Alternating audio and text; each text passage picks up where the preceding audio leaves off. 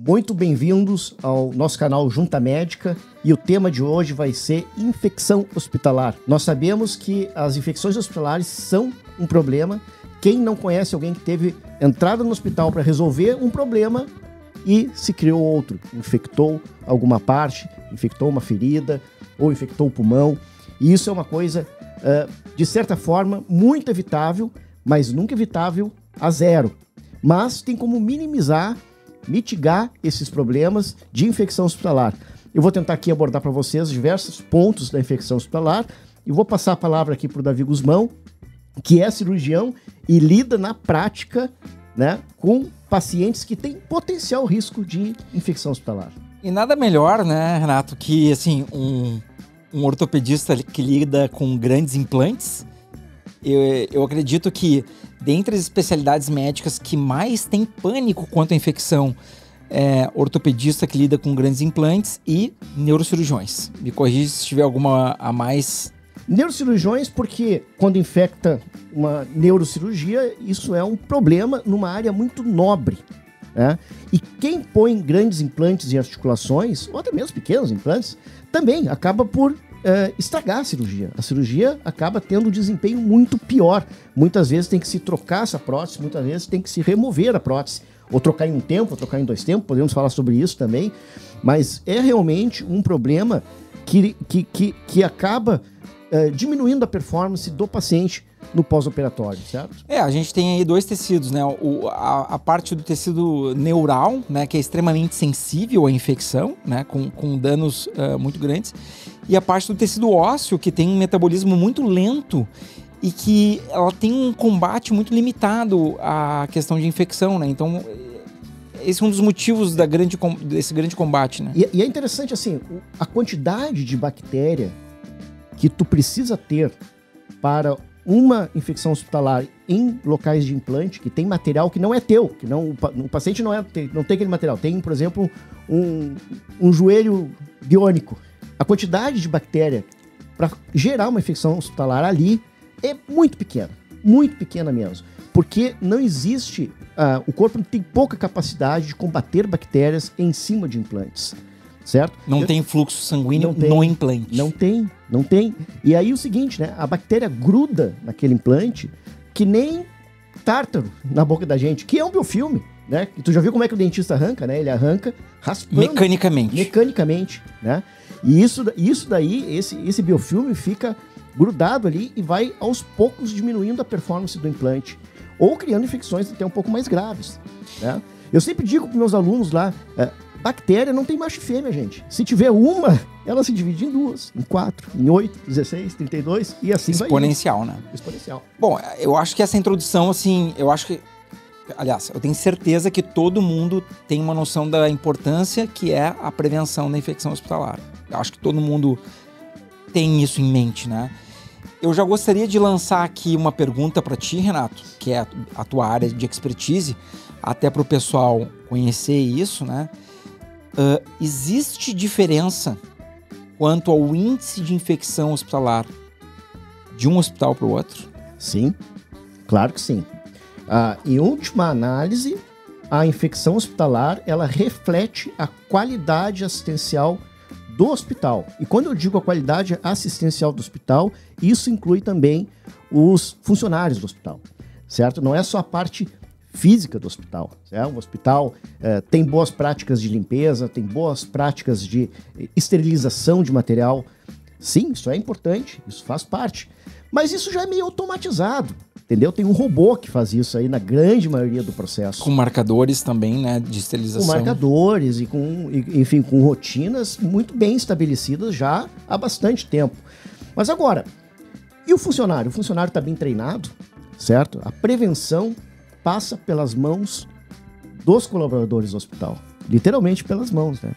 E essa já começo dizendo, é a medida mais importante e mais barata de evitar uma infecção hospitalar, que é a higiene correta das mãos. Pode ser com sabonete, pode ser com solução alcoólica, que é álcool em gel, álcool espuma, álcool spray, o que for, nas concentrações que o hospital tem que ter, certo? Não é álcool churrasco, tá?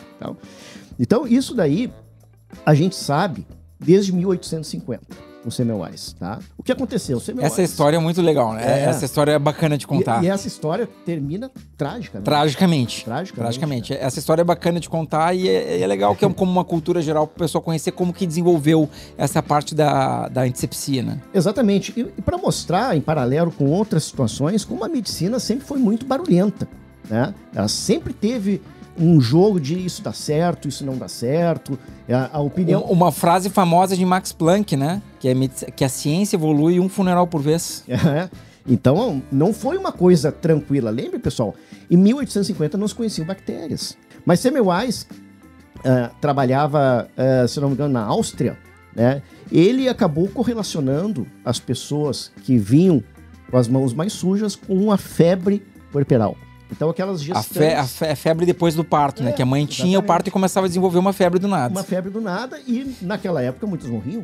Não, inclusive, que ele observou, me corrija se eu estiver enganado, muitas mulheres que tinham parto em casa tinham menos febre do que mulheres que tinham parto no hospital. Exatamente. E também as mulheres que tinham parto não com os médicos na época... Com as parteiras. Com as parteiras, tá? Também tinham. Por quê? Tinham menos... Deixar claro, as mulheres que faziam parto com parteiras tinham menos febre que pós-parto do que quando tinham com os médicos. Exato. Só para deixar bem claro aqui. Mas por que isso? Tudo bem, o manejo do parto da época muito semelhante, né? Um conhecimento médico ainda muito incipiente. Mas os estudantes de medicina vinham da aula de anatomia, onde eles lidavam com cadáveres. Sem luva. Sem luva, não se conhecia bactéria. Tá. Então eles estavam mexendo estudando cadáver podre em estágios de putrefação. Exatamente. E sem luvas, sem lavar as mãos, iam fazer parto. Certo? E aí você vai mais, não, só um pouquinho. Deve ter alguma coisa, né, que tá vindo junto com eles. Ele chamou de alguma coisa cadavérica, né? Ele tinha que inventar um nome, né?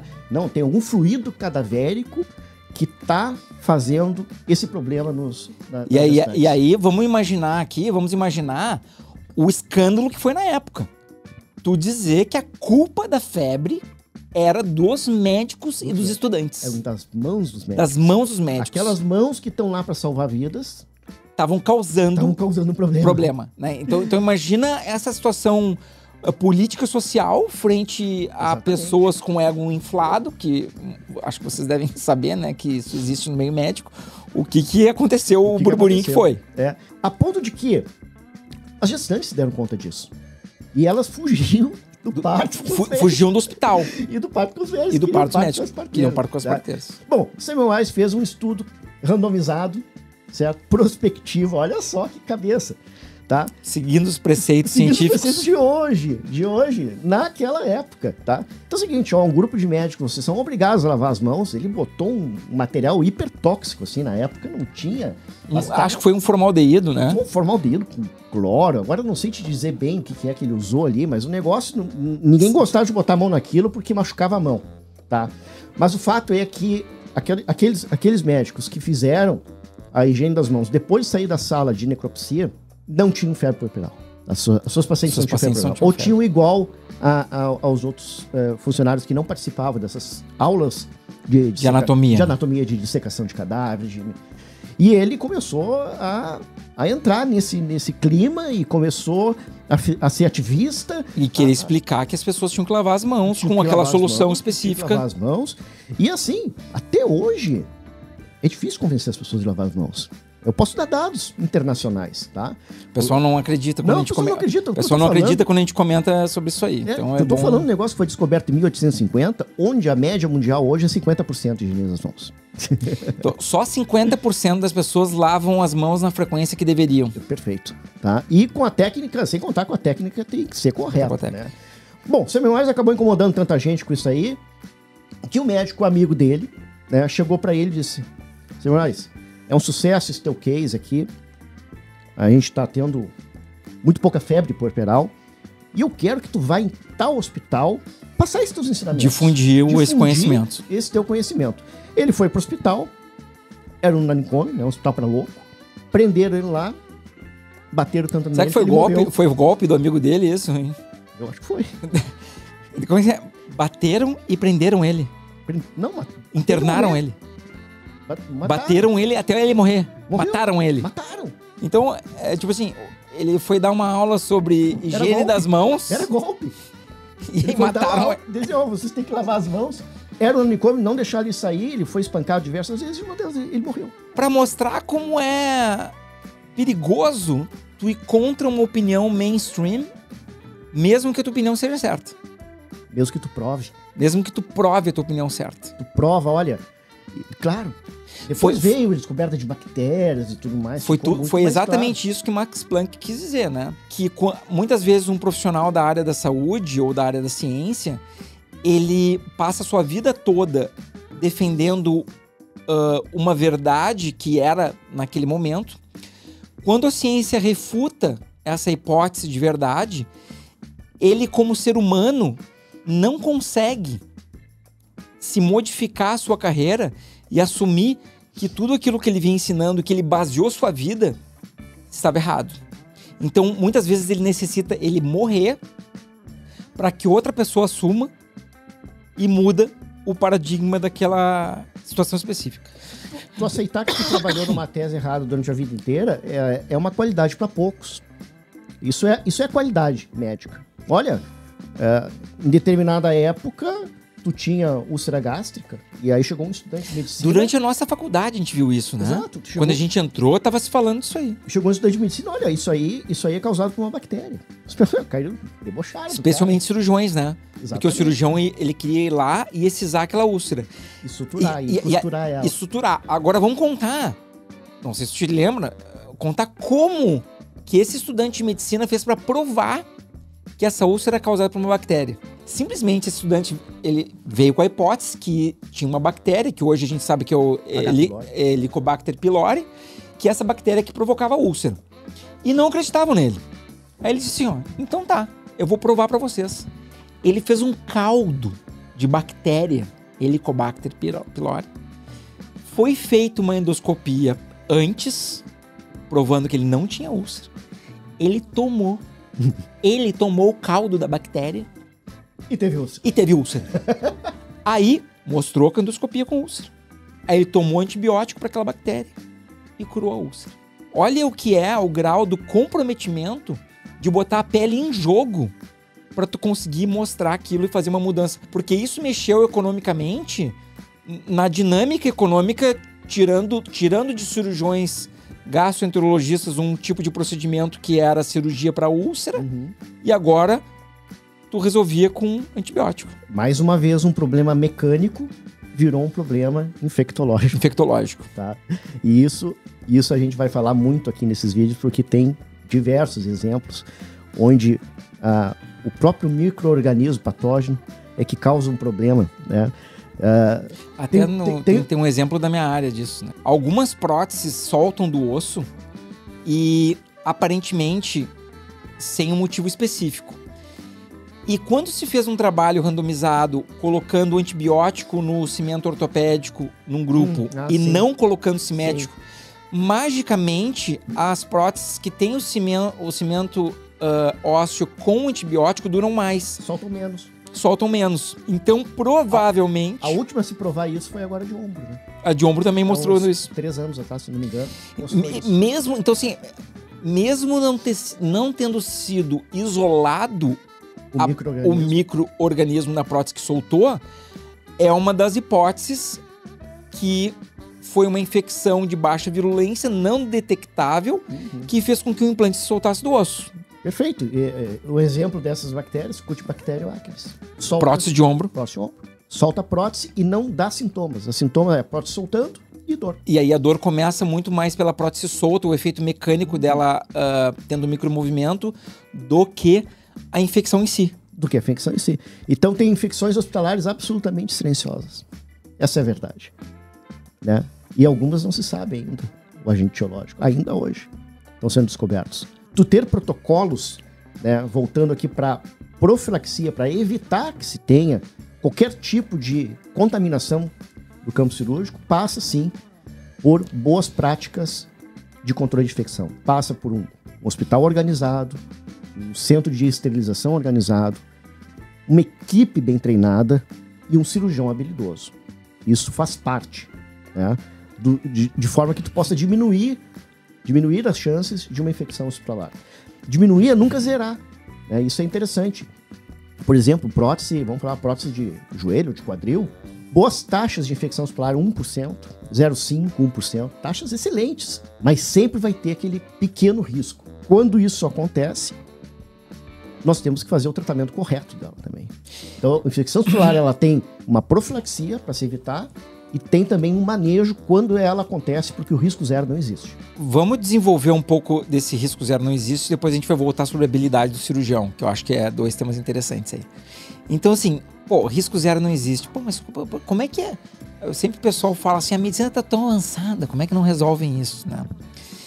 O nosso corpo, nós convivemos com bactéria em vários locais do nosso corpo. Nós temos mais bactérias no corpo do que estrelas no céu. Tecnicamente falando, nós temos mais bactérias no corpo do que células. Na verdade, isso aí varia se tu foi ao banheiro ou não. Varia já. Sabia? Sim. Varia. Então, se tu, digamos, tá com o intestino completamente limpo, pode ser que tu tenha mais células tuas. Se tu tá com o intestino cheio, pode ser que tu tenha mais células que não são tuas, mais DNA estrangeiro. Tá? Então é interessante assim, poxa, por mais produtos químicos que a gente utilize para diminuir a população bacteriana na nossa pele, nós não conseguimos zerar essa população. E alguns locais do corpo que vão ser operados têm um índice de contaminação maior do que outros, né? Vamos ser bem claro aqui.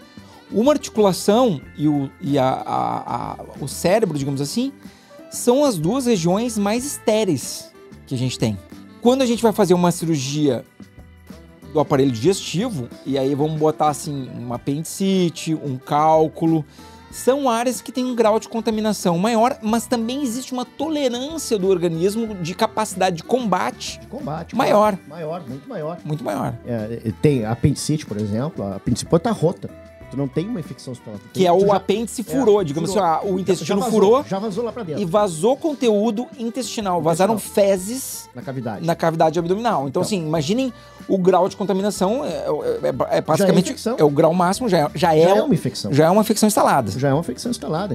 Então, isso, por exemplo, não é uma infecção. Pegou uma bactéria no hospital. Não, o paciente já veio com essa bactéria infectando. Né? Agora, em procedimentos estéreis, uma cirurgia articular, por exemplo, uma cirurgia de uma ruptura de menisco, uma cirurgia de ligamento, uma cirurgia de prótese, uma área totalmente estéril. Totalmente estéril. Aí sim, se tu não espera a bactéria ali e ela aparece, realmente ela está associada ao procedimento hospitalar.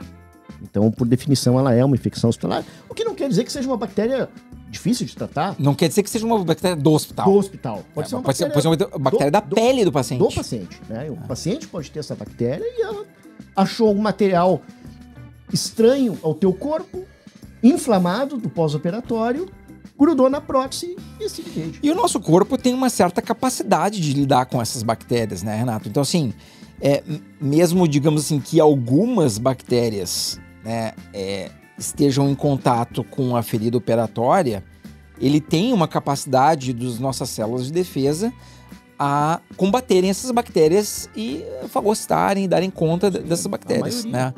Na maioria das vezes.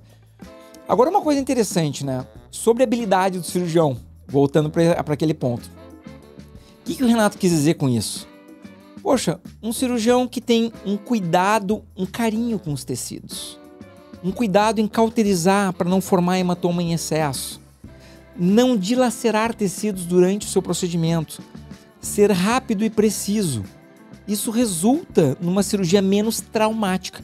Inclusive, a gente consegue medir enzimas de dano muscular para ver o quão traumático é um procedimento.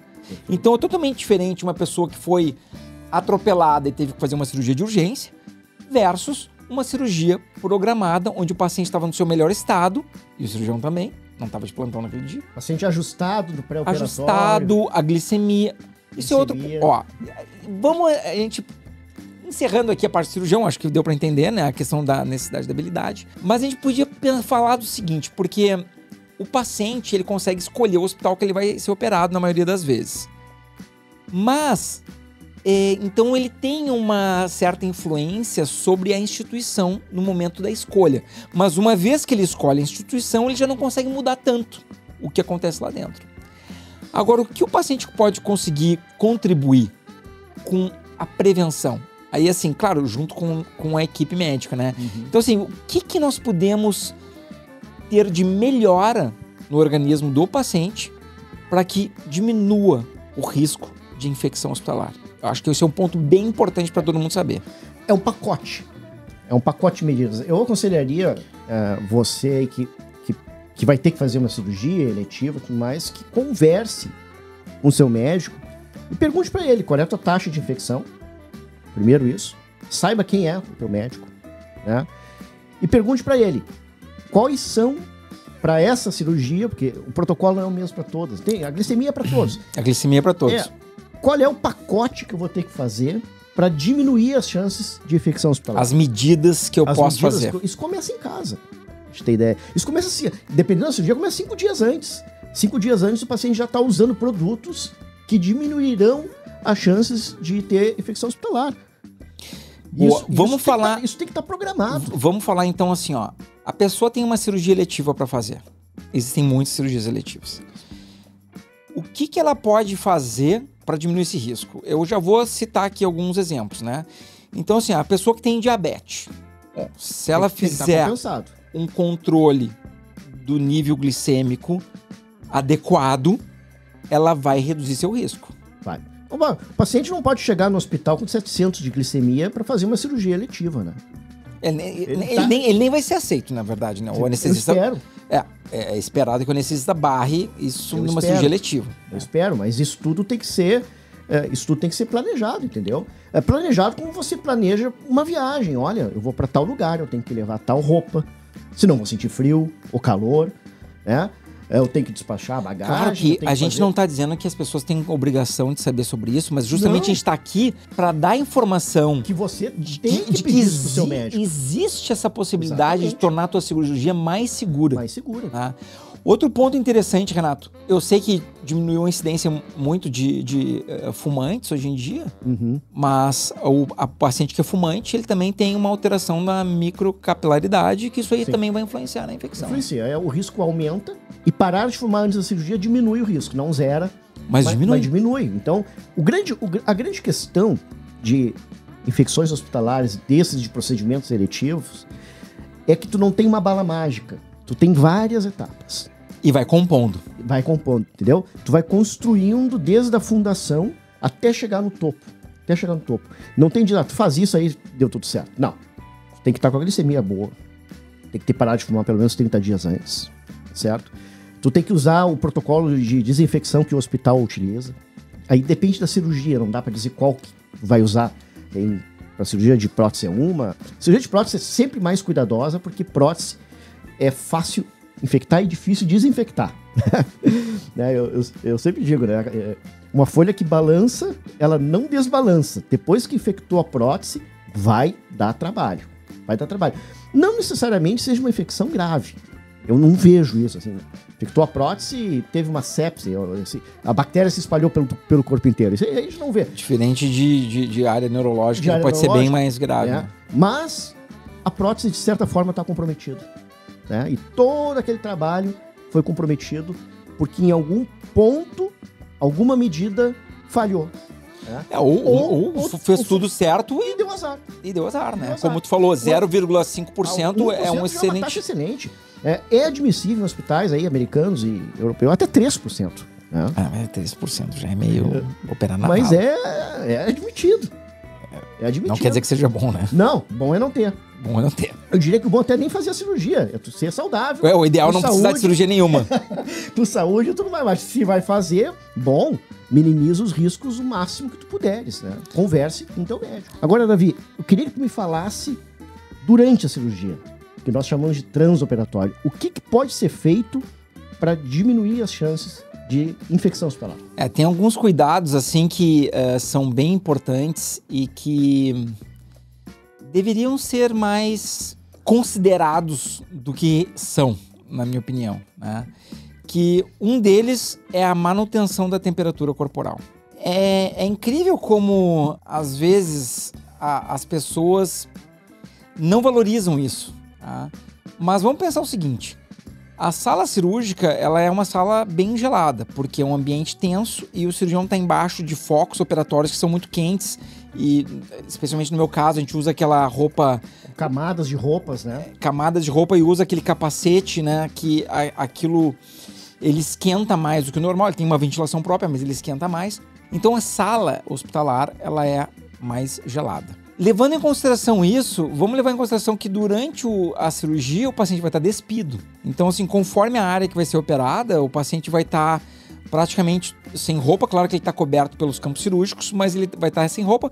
E algumas cirurgias a gente lida com fluidos para fazer a cirurgia. Por exemplo, cirurgia por vídeo, eu passo, às vezes, 30 litros de soro temperatura ambiente, ou seja, resfriado, por dentro da articulação do quadril. E mais o soro endovenoso. E mais o soro endovenoso. Se não tiver climatizado, aqui em Porto Alegre, pode estar 7 graus. Aí tu infunde um picolé para dentro da veia do cara. Exatamente. Do paciente, né? Então, tem uma série de fatores que o paciente pode perder a temperatura. Pode perder a temperatura e isso aumenta o risco de infecção. Então, a gente tem 2 tipos de medidas que podem ser feitas para manter a temperatura corporal. Uma delas é o colchão térmico, onde ele é uma manta que é colocada por cima da mesa cirúrgica ou cama cirúrgica, digamos, a gente chama de mesa, né, mas é uma cama cirúrgica, onde passa água por dentro desse colchão, a água não vaza, né, mas passa por dentro desse colchão, e essa água aquecida, 38 graus, 30 e poucos graus, para manter a temperatura de baixo para cima do paciente. Então essa é uma das formas. A outra forma é a manta térmica, ou seja, ela vai por cima do paciente, onde ela é infundida com ar aquecido. Então é um colchão que infla, digamos assim, é uma manta que ela é descartável e ela infla e com ar quente, e isso mantém o paciente aquecido pelo menos na metade que não está sendo feito o procedimento cirúrgico. Já ajuda. Ajuda muito. Aqui vai um detalhe técnico. Para cirurgias de prótese de quadril, o colchão térmico é preferível do que a manta térmica. Por quê? Boa pergunta. Porque é o seguinte, manta térmica ela é insuflada com ar. E esse ar é um motor que puxa ar ambiente, aquece, joga na manta e a manta vaza. Ou seja, turbilhão de ar circulando. Perde fluxo laminar. A gente não quer esse turbilhão de fluxo circulando de partículas, né?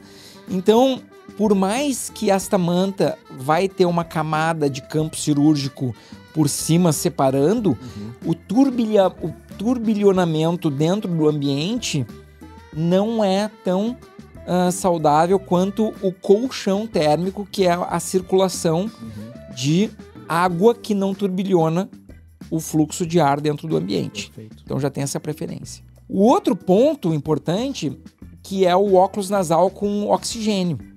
Então, assim, todo anestesista, quando o paciente vai ser anestesiado com a raquianestesia, onde o paciente vai estar respirando com o próprio pulmão, ele vai ter um óculos nasal que vai estar infundindo oxigênio numa mistura junto com o ar ambiente. E a manutenção desse óculos nasal na sala de recuperação também diminui a incidência de infecção hospitalar.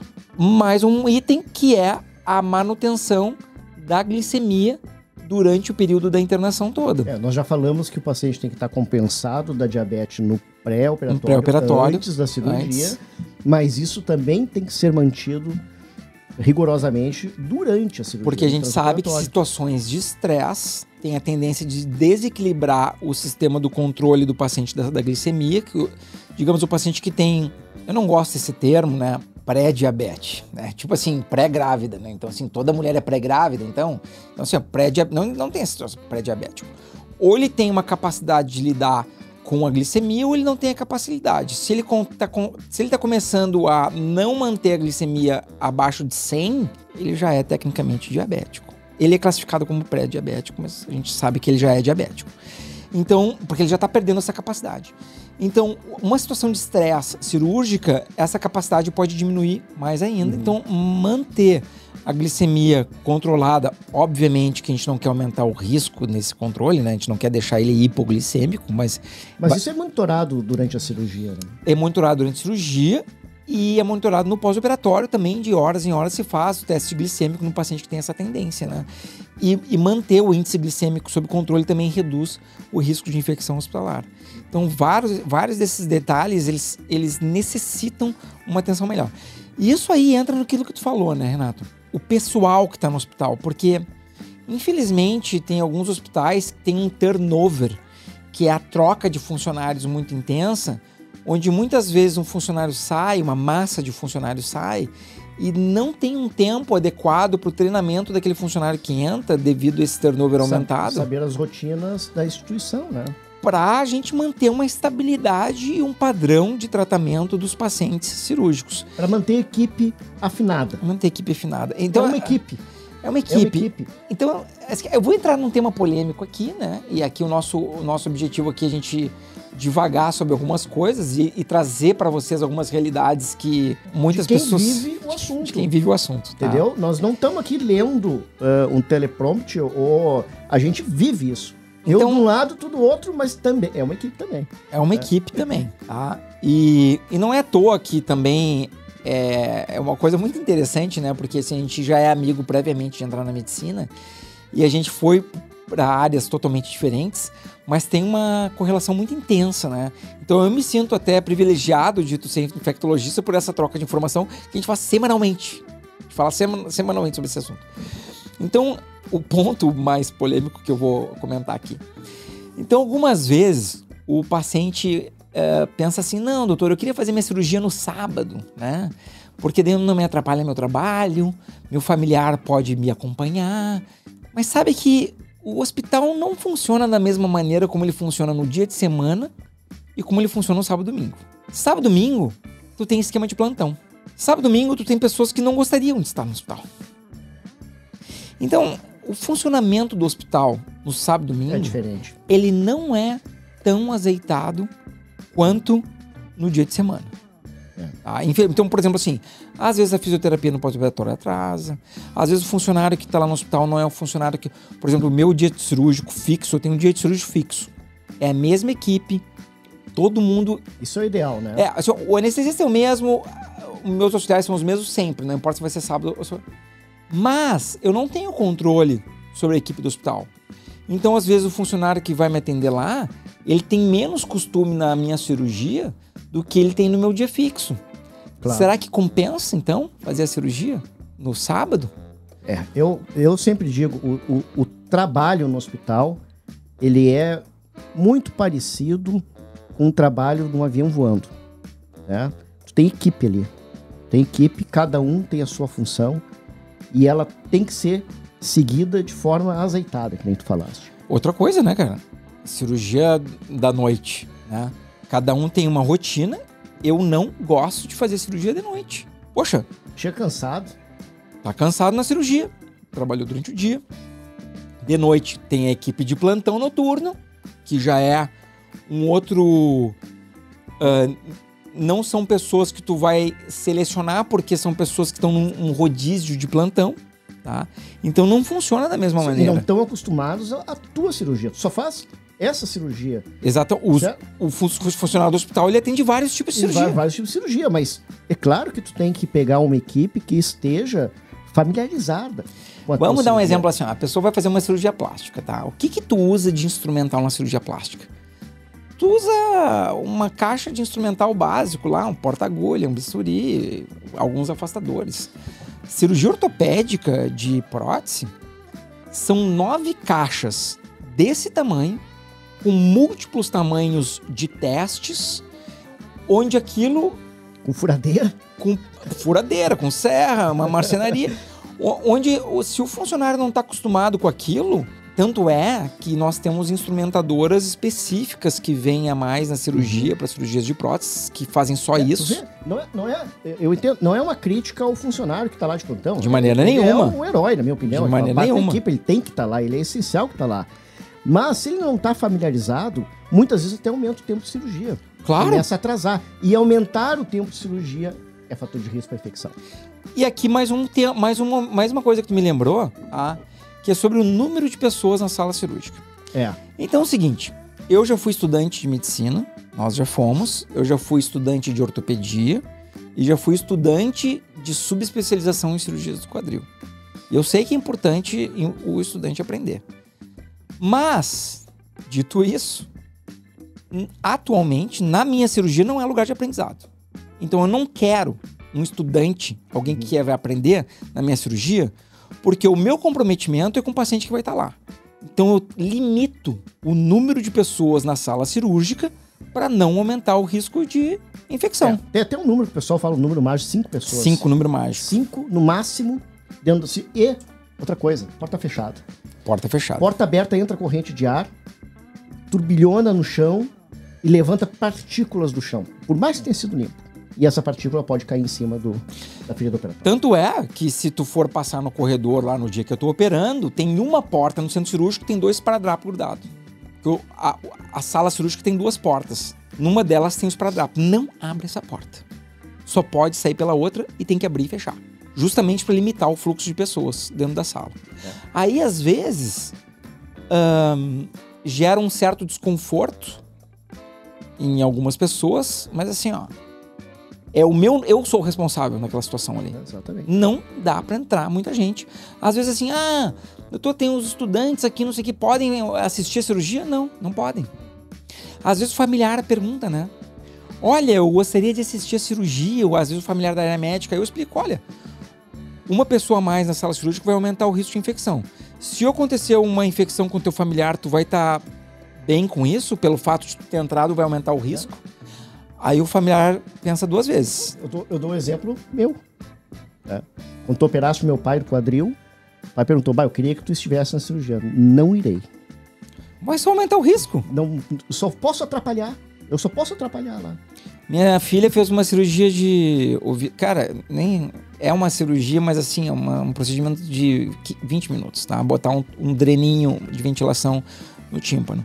Eu fui com ela até a sala cirúrgica, depois me retirei. Deixa a equipe na sua rotina. Deixa as coisas funcionarem dentro do normal. Tudo que causa um distúrbio nisso é chance de ter um problema que não necessitaria ocorrer. Perfeito, é isso aí. Não tem por que ser diferente. Manter a rotina, né? Manter passo a passo que foi treinado tantas vezes é essencial para uma cirurgia de qualidade. Isso é habilidade. Né? Isso é diminuir tempo cirúrgico. Diminuição de tempo cirúrgico, olha, é essencial para tu não ter infecção hospitalar. Tem um colega meu que ele costuma falar o seguinte, mais uma frase polêmica aqui.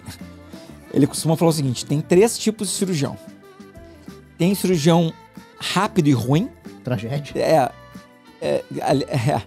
Tem o rápido e ruim, tem o rápido e bom e tem o lento ruim. Lento bom não tem. Porque a precisão, a não repetição de passos, ela faz parte de tu ser um cirurgião bom.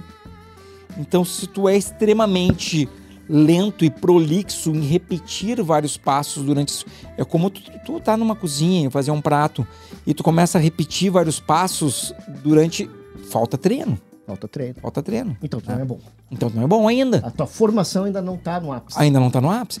E é interessante que cada cirurgia tem um certo número de procedimentos que tu precisa fazer para te tornar bom. Isso medindo em necessidades de reoperação e complicações pós-operatórias. E é interessante que às vezes essas medidas não têm uma correlação com o tamanho do procedimento. Vou dar um exemplo aqui que é surpreendente, tá? Prótese de quadril, como ela já existe há muitos anos, né? Foi criada lá na década de 60.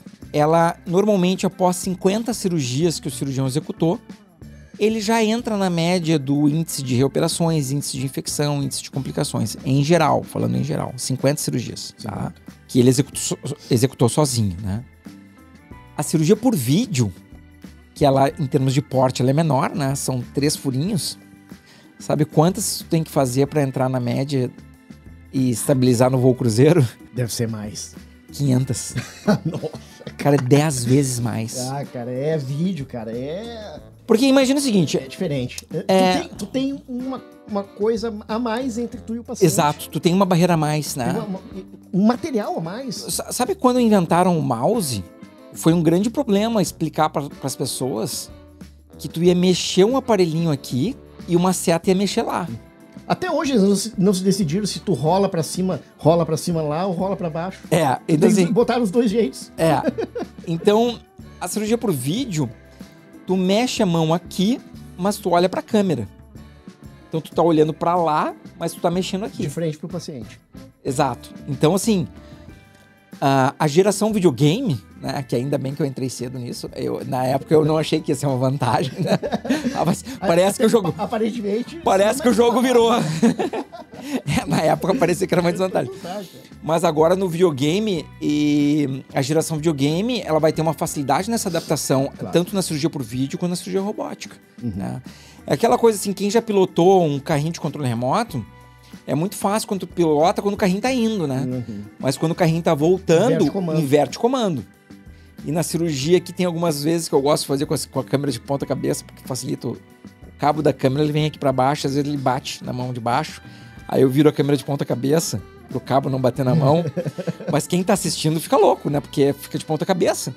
Só que se tu tá acostumado, quem segura, o teu cérebro se adapta, né? E aí tu consegue fazer a cirurgia. É só fazer 500 de um jeito, 500 do outro. E ver qual que fica melhor, né?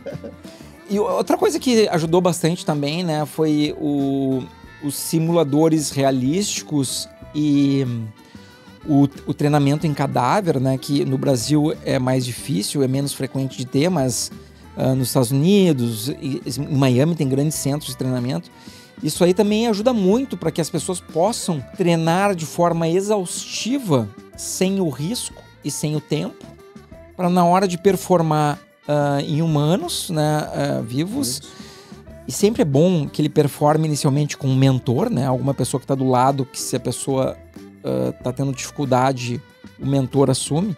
E dessa forma transforma uma curva de aprendizado que seria mais sofrível, mais suave e com menos risco para todo mundo envolvido, né? Principalmente risco, né? Exato. E, Davi, me fala, a gente conversou sobre o que fazer antes, que temos coisas para fazer antes da cirurgia, durante e depois. Terminou a cirurgia, o paciente está saindo da sala cirúrgica. O que se mantém de cuidados para evitar infecção hospitalar? Essa aí é uma boa pergunta, sim. Na minha área especificamente, né, as cirurgias de quadril, a gente tem procurado fazer algumas medidas no final, no intraoperatório, para que diminua riscos também. Então, assim, algumas tecnologias de fechamento da pele, tá? Fechar de forma hermética. E eu tenho usado também uma cola cirúrgica, que é a Dermabond, que também é uma barreira mecânica extra. E um curativo que permite a pele respirar, que fica fechado o tempo todo. Não cria umidade. Não cria umidade e dá uma tranquilidade para a família, que é sempre um ponto de estresse, como lidar com a ferida operatória. Então isso aí eu vejo uma grande vantagem, esse passo aí também. A família não mexe na ferida operatória. Ela não precisa se envolver na ferida operatória. Eu sempre digo lá pro pessoal, né? Tu tem basicamente 3 grupos de bactérias que podem infectar a ferida operatória, certo? Tu tem gram positivo, Staphylococcus aureus, tá? Staphylococcus aureus é alguém não higienizou as mãos no processo, certo? Tu tem germes bizarros, assim, um fungo, alguma coisa assim que tenha crescido ali. Gente, isso é problema de centro de esterilização. Tem uma quebra de processo na esterilização. E no pós-operatório, curativo úmido tem pseudomonas. Então, sabendo o agente etiológico da infecção, a gente sabe em qual parte foi quebrado. Em qual momento. Em qual momento foi quebrado a excelência na prevenção de infecção. É muito interessante. E ainda lembrando aqui que nós temos ainda agora também, entrando de forma mais comum, os curativos de pressão negativa, que são bem interessantes também, sim, né? Sim. Então, pacientes que têm algum risco aumentado, como fumante, diabético, doenças inflamatórias autoimunes, a gente usa um curativo que tem um motorzinho que ele fica sugando. Faz vácuo. Então, uma bactéria está caminhando ali na ferida operatória, ela quer entrar, aquele aspirador puxa ela mecanicamente. Eu imaginei a bactéria em perninha caminhando. Tá de boa caminhando ali, aquele vácuo puxa. E ele causa um efeito interessante, porque como tem esse vácuo, ele também estimula a neoangiogênese, que é os vasos sanguíneos crescerem na ferida operatória com uma velocidade maior, hiperirriga a ferida, para que haja cicatrização mais veloz. É impressionante a diferença. Em pacientes com essas condições e outras que eu não citei aqui, a capacidade de diminuição de infecção diminui em 58%. Impressionante. Porra, é bastante. No subgrupo selecionado. No subgrupo selecionado. Então, assim, para um paciente que não tenha nenhuma dessas doenças, não dá estatisticamente relevante a diferença, né? Tanto é que familiares que eu fiz a cirurgia que não se encaixavam nisso, não recomendei que eu utilizasse, porque não ia fazer tanta diferença. E tem ainda aquelas situações de longo prazo que também pode ser importante prevenir a infecção. Que é o paciente que fez uma prótese, tem um corpo estranho, né? Tem parte do corpo que foi substituído por uma parte biônica, né? Como tu falou no início do vídeo. Que é importante cuidar com outras infecções. Então, digo assim, a pessoa aparece um furúnculo e começa a cutucar aquele furúnculo, começa a ter algum problema, ou tem uma pneumonia, ou tem sinusite de repetição, ou tem um problema dentário. E é importante a gente prevenir que essa bactéria não... Que nem um paciente que trocou válvula cardíaca também, né? A gente não quer que essa bactéria circule. Se ela circular e bater na prótese, ali ela pode se grudar. No caso de uma válvula cardíaca metálica ou uma válvula cardíaca biológica também, a gente pensa o seguinte, ó, todo o sangue do corpo passa ali. Passa pela válvula. Diferente do implante no quadril. Não é todo o sangue do corpo que vai passar ali. Ele tem uma limitação do contato com fluido biológico. Mas mesmo assim, pode acontecer essa translocação bacteriana que entra em contato com o implante que possa levar aí uma soltura que a gente não quer bactéria viajando pelo corpo. Se tem, né? É isso aí. Então vai fazer um implante dentário, tem que fazer profilaxia. Recentemente uma paciente minha falou assim, doutor, eu fui tirar um cisto sebáceo e aí o médico tentou espremer, aí inflamou, não sei o que, ele mandou mensagem, eu falei assim, tem que fazer antibiótico profilaxia. Mas ele não quis fazer, que disse que não precisava, que não tinha problema. Bom, não tem problema porque ele não está acostumado a lidar com isso.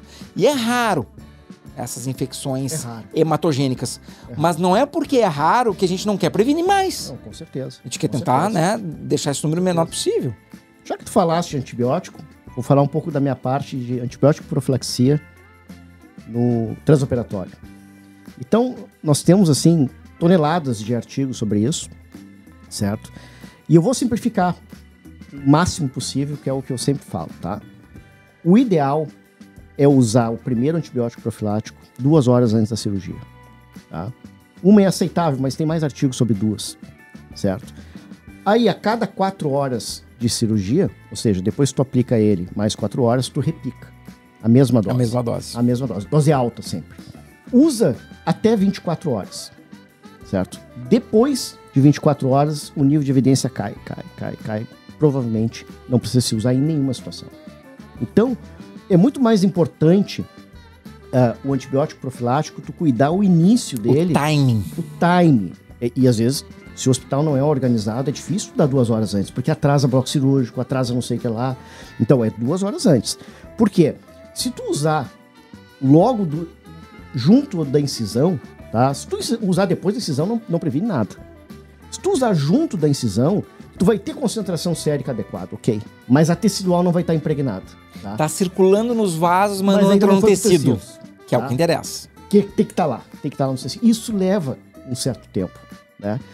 Então, eu vejo as pessoas muito mais preocupadas com usar profilaxia por 7, 10 dias, um antibiótico profilático terapêutico, do que preocupados realmente com a parte que importa, que é o início do antibiótico profilaxia.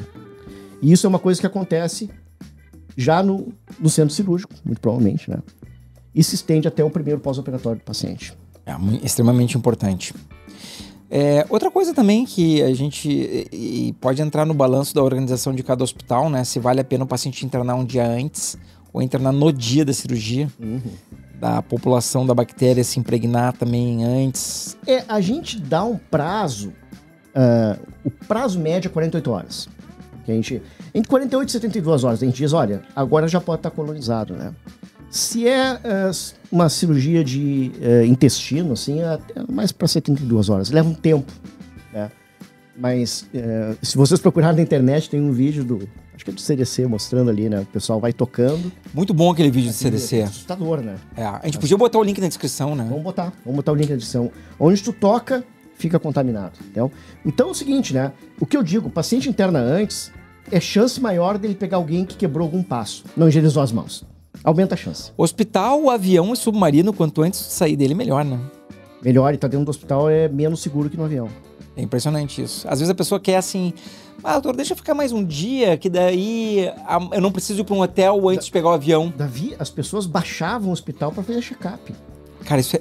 Como baixavam? Baixavam? Isso ainda tem. Sério? Isso ainda existe. Sério? Sério.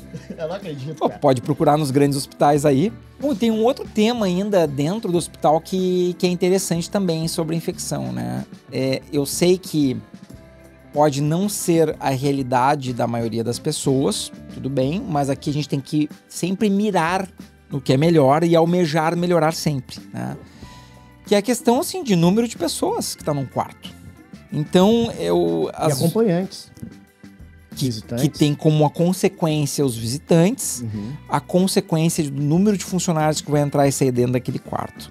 E uma coisa que as pessoas não se dão conta antes de internarem no hospital é que elas vão estar dividindo o mesmo banheiro com o paciente que está junto no mesmo quarto. Né? Então, às vezes, eu costumo comentar assim, né? Digamos que a pessoa está saudável, ela está no seu ótimo momento, ela vai fazer uma viagem, ela vai lá e reserva um hotel. Ela normalmente não divide o quarto do hotel com uma outra pessoa que ela não conhece. Tá? Normalmente não. Normalmente não. Agora imagina o seguinte, quando tu tá doente, porque tu teve que fazer algum procedimento, tu teve que internar por alguma razão, e tu vai dividir o quarto ainda com uma outra pessoa que também tá doente. Que vai ter seu familiar circulando dentro do quarto, que vai ter a circulação de funcionários pros dois pacientes que vão dividir o mesmo banheiro. E podem ter hábitos de higiene diferentes. Em tempos de enterobactérias carbapenem resistentes, né, que são essas superbactérias que o pessoal apelida aí na imprensa, realmente são bactérias que são transmitidas no intestino das pessoas. O que eu posso dizer? Eu posso dizer que a tendência dos hospitais, pelo menos os que podem fazer isso, são quartos individuais ou com o menor número de pessoas possíveis, tá certo? Isso facilita muito também o manejo do paciente dentro do hospital, certo? Quantas vezes a gente vê assim um quarto com 3 pacientes, tá? Ou com 2 pacientes, um deles positiva por uma bactéria dessas hospitalares, assim, mais difíceis, entendeu? Bom, tem que rastrear o do lado também, certo? Porque eles dividiram, de certa forma, equipamentos, né? Então, eu acredito realmente que a tendência da arquitetura hospitalar é migrar para cada vez mais quartos menores. Eu me lembro, quando eu era acadêmico, eu ia em hospitais, principalmente do SUS, né? Onde cada quarto tinha 4 pacientes. A enfermaria no hospital onde eu fiz residência era 10 pacientes no 10 quarto. pacientes. Isso deve ter acabado já. Não sei se isso aí acabou. Até vou perguntar pro pessoal. Não, isso deve ter acabado. A tendência é o seguinte, dentro da possibilidade, porque agora tu tem um entrave arquitetônico do hospital, certo? Que ele tem que se adaptar a uma realidade nova, né? Exatamente. Até em tempos aí de doenças virais, né? Isso daí se tornou um problema. Se tornou um problema, porque agora a coisa também se transmite pelo ar. E isso daí, a partir de que novos hospitais vão sendo feitos, né? Eu acredito que a planta arquitetônica tenha necessariamente se adaptar a esse tipo de coisa. Tem mudanças, Renato, sem querer se estender muito, né? Tem mudanças na parte de circulação de ar e temperatura ambiente em relação a isso também? Nós temos uma RDC, se não me engano, a RDC 50 de 2002, que vai ser atualizada. Ela está sendo... ela já está elaborada, ela está sendo auditada, digamos assim. Que tem diversas coisas assim, sobre o ambiente hospitalar. O rigor aumentou muito, viu? Muito. Aumentou muito. Só para esclarecer, a RDC é um conjunto de regras, de boas práticas. De boas práticas. Tu não pode pegar uma RDC nova e retroagir nos hospitais e dizer para eles, vocês têm que fazer. Mas se eles reformarem uma ala, ou se eles construírem uma nova torre, eles têm que seguir a nova. Tá? E isso vale pro SUS, pro privado, não muda muita coisa não. Tá? E em relação ao ar, sim, né? Cada vez menos se pode usar, por exemplo, split, né? Ar-condicionado de parede. Por quê? Porque ele tem um filtro que pode ficar albergando bactérias ou vírus e ele resseca, né, e solta micropartículas. E isso daí acaba se espalhando no quarto inteiro. Então a tendência é sim que a RDC nova ela venha cortar isso daí também. Vai ter que ser climatização central. Não estou nem falando de bloco cirúrgico, que aí é muito mais... Sim, muito mais rigoroso. Muito mais rigoroso, tá? Eu estou falando basicamente assim, de enfermarias. Sim, tá os certo? quartos, Os né? quartos, né? E a dor de cabeça aí que o hospital tem com bactérias resistentes, com possíveis processos que os hospitais recebam por ter infectado um paciente, isso aí também é um estímulo econômico, né? Econômico do hospital diminuir cada vez mais o número de pessoas dentro do leito. O número de visitantes também, a diminuição... É, aquela questão de fazer visita para a pessoa que está no hospital, né? Isso aí, assim, o ideal é que seja o familiar apenas dentro da necessidade de ajudar e não ficar fazendo visitinha dentro do hospital. Mas isso é uma coisa cultural. É uma coisa muito cultural. É muito cultural. E não é de toda a população brasileira, mas tem partes da população brasileira que elas realmente fazem questão de fazer isso. Nós temos em controle de infecção uma dificuldade muito grande, pode parecer uma coisa assim, uma besteira. As pessoas querem levar comida pro doente. Só que, se tu tem um paciente que está em quimioterapia, não pode comer qualquer comida. Tu imagina tu trazer uma comida que tu não sabe a procedência e o paciente neutropênico, com os neutrófilos baixos, ou seja, com baixa defesa, ter uma gastroenterite. Complicado. Pode ser fatal para ele. Geralmente é. E é cultural, tu querer agradar a pessoa. Né? Só que isso tu prejudica ela na parte de controle de infecção. Tu pode prejudicar letalmente o familiar. Então não se leva comida que não seja comida do hospital. Eu sei que comida de hospital é sempre ruim, né? Mas ela tem o rigor... É até um estímulo pro cara sair do hospital o mais rápido possível, né? Entrar depois e sair antes. Mas ela tem um rigor no seu manuseio que é um rigor bem interessante. E a responsabilidade dele, né? A responsabilidade é do hospital, sem dúvida. Então, não é só a quantidade de circulação dentro do quarto. É também tudo aquilo que... Quem é que entrega a comida? Higienizou as mãos. Quem é que recolhe a comida? Higienizou as mãos. E assim vai indo. É uma cadeia muito longa e muito suscetível a alguém falhar. Tá certo? Então, é uma coisa realmente de boas práticas e é um controle de qualidade, né? A infecção hospitalar é um controle de qualidade do hospital que tu trabalha. Bom, eu acho que a gente já pode lembrar o pessoal que se tem algum tópico que a gente não falou sobre infecção hospitalar, que eles gostariam de saber, eles podem colocar nos comentários aqui. Não quer dizer que a gente ter feito esse vídeo não vão ter outros relacionados. Olha, eu nem entrei em nada técnico, na verdade. Eu apresentei aqui... O tema. Eu apresentei o tema. Olha, existe alguém que está preocupado com infecção constantemente. Dentro do existe hospital. Alguém que é contratado para se preocupar o tempo todo para isso. Tem uma equipe grande dentro do hospital, que tem número mínimo de funcionários por legislação, por portaria, né? Só preocupada com isso dentro do hospital. E eu te faço um convite aqui pra gente ver o quão fundo é essa toca do coelho. A gente pode aprofundar em outros vídeos. E de acordo com os comentários e dúvidas que as pessoas vão colocando, a gente pode ir aprofundando isso em outro vídeo com outras camadas e aumentando o grau. Porque a nossa ideia aqui é não ser superficial no tema. É ir até o fundo da toca do coelho. Eu poderia explicar assim, o que eu fiz aqui, né? Eu fiz um resumo de um livro. Se você se interessar por algum capítulo mais importante, a gente aprofunda. Eu acho que é importante. Até porque a gente vai poder trazer pessoas de outras áreas, por exemplo, um outro cirurgião também que seja uma área que não seja a mesma que a minha, que tenha outro padrão, e a gente entra nesse tópico aí também de novo e aprofunda também de uma maneira em outros pilares, né? Eu acho que em outros capítulos. Outro ponto de vista, né? Exato. A minha realidade é muito diferente da tua, mas entre os cirurgiões também é muito diferente. É muito diferente. É muito diferente. Quem não trabalha com implante, a preocupação cai enormemente com a possibilidade de infecção. Assustadoramente? Assustadoramente. Então tá, pessoal, convido aqui para vocês se inscreverem no canal, para vocês aproveitarem com profundidade esses temas que a gente vai trazer para vocês aqui. Coloque nos comentários outros temas sobre infecção ou sobre outras áreas da medicina. A gente já tem um calendário de pessoas que a gente vai trazer aqui, que na medida que elas vão vindo, vocês vão ficar sabendo, e na medida que nós ficarmos sabendo da confirmação, a gente já vai informando para vocês também dos novos vídeos. É isso aí, Renato? É isso aí. Então tá, até o próximo vídeo.